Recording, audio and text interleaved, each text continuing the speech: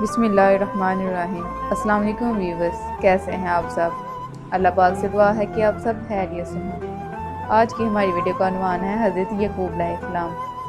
حضرت اسحاق علیہ السلام حضرت ابراہیم علیہ السلام کے چھوٹے بیٹے تھے۔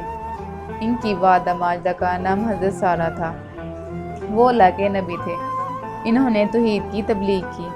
آپ کے چہرہ مبارک پر ہر وقت ہلکا سا تبسم رہتا تھا۔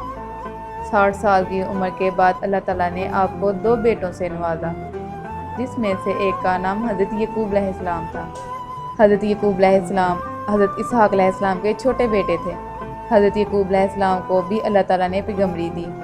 آپ بیت المقدس تشریف لائے اور کنعان کے بادشاہ سے ملے اور اسے حق کی دعوت دی۔ وہ اور اس کی قوم دیوتاؤں کی پوجا کرتے تھے، اس لیے ان سب نے حضرت یعقوب علیہ السلام کو ماننے سے انکار کیا۔ اگر آپ ہمارے چینل پر نئے ہیں تو چینل کو سبسکرائب کریں اور بیل آئیکن کو پریس کریں تاکہ ہماری آنے والی ہر ویڈیو آپ تک پہنچ سکے۔ اور صرف چند لوگ ہی ایمان لائے۔